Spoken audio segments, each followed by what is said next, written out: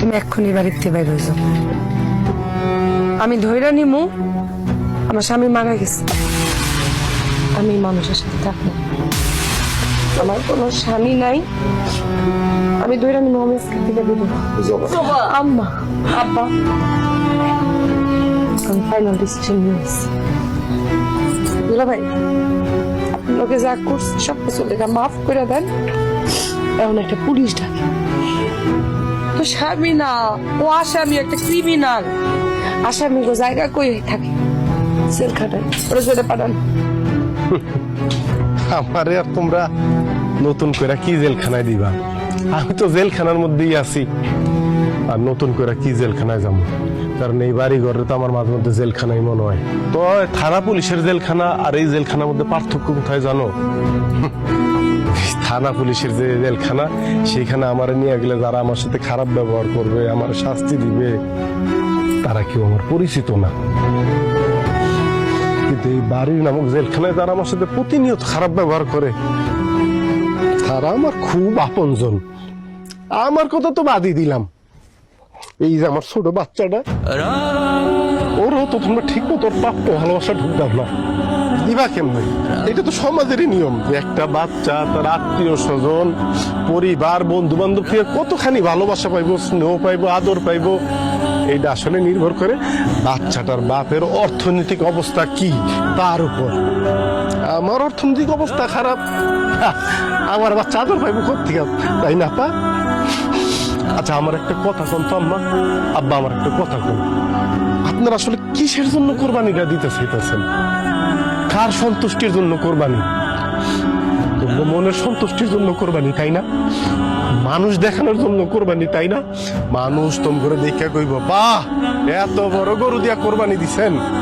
কারণ এই সমাজে তো মানুষের মান সম্মান নির্ভর করে ওই গরু ছাগলের উপর। গরুর সাইজ যত বড় কোরবানির জন্য তার সম্মান তত বেশি। এই কারণেই তো দেখো না, যত সুদখোর, ঘুষখোর, জিনাখোর সব কোরবানির সময় এইসব বড় বড় গরু কিনে বাড়ির গেটের সামনে সেই গরু বাইন্দা রাখে। মানুষ দেখে কয়, বাহ এত বড় গরু কিনছেন। তারা কিন্তু নামাজ পড়ে না, রোজা করে না, কোরবানির সময় ঠিকই বড় গরুটা কিনে। তুমি না আমার স্ত্রী, আমার অর্ধাঙ্গিনী, আমার বাচ্চার মা, তুমি কেমনে আমার প্রতিনিয়ত প্রেশার দাও যে আমি যেন ঋণ করে কোরবানি দেই, ঋণ করে ডিপ ফ্রিজ কিনি। কেন আমারে দেখাইতে পারবা কোরআন হাদিসের কোথায় লেখা আছে ঋণ করে কোরবানি দিতে হইব? দেখাইতে পারবা? পারবেন কেউ আমারে দেখাইতে? পারবেন না, কারণ তোমরা তো কোরআন হাদিসের আলোকে কোরবানিটা দিতেছো না। যদি কোরআন হাদিসের আলোকে কোরবানি দিতেন তাহলে তো ডিপ ফ্রিজের দরকার হয় না। কারণ কোরবানির পরে মাংস 3 ভাগ হয়ে তো 1 ভাগ চলে যাওয়ার কথা আত্মীয় স্বজনের কাছে, 1 ভাগ চলে যাওয়ার কথা গরিব মিসকিনের কাছে। কিন্তু না, ওই গরিব মিসকিনের মাংসটা তো সবাই ডিপ ফ্রিজে ঢুকে ফালানোর পায়তারা করেন। একবারও চিন্তা করেন না যে গরিব মিসকিনের মাংসটা যখন আপনি ডিপ ফ্রিজে ঢুকাইতেছেন তখন আপনি মিসকিনের চেয়ে মিসকিন হয়ে যাইতেছেন। মিসকিনের খাবারটা আপনি বছর ব্যাপী রাইখা রেখে খাইতেছেন।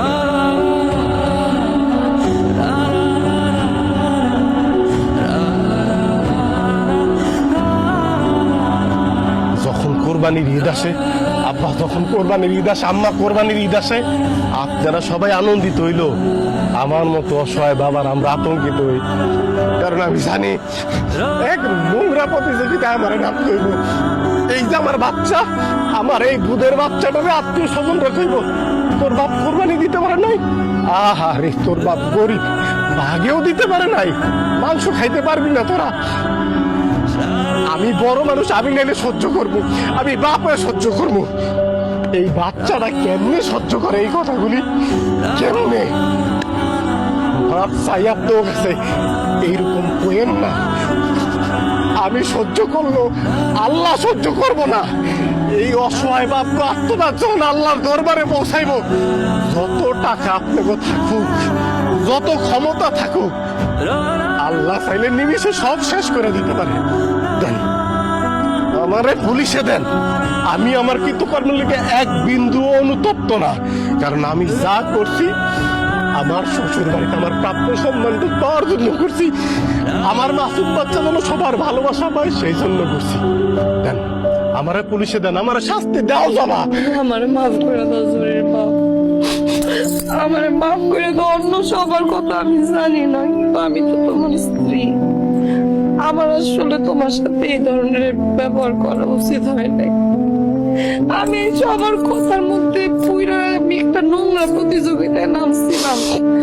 আমি বুঝি নাই যে এই প্রতিযোগিতায় নামতেছে যে মানুষটাকে আমি পৃথিবীর সব থেকে বেশি ভালোবাসি, তার থেকে আলাদা হয়ে যেতেছে। তুমি আমার মাফ করে দাও। আমি যে মাইয়ার মাথায় হাত দিয়ে কসম খাইতেছি, আমি কোনোদিন তোমার কুরবানির লেগে প্রেশার দিব না।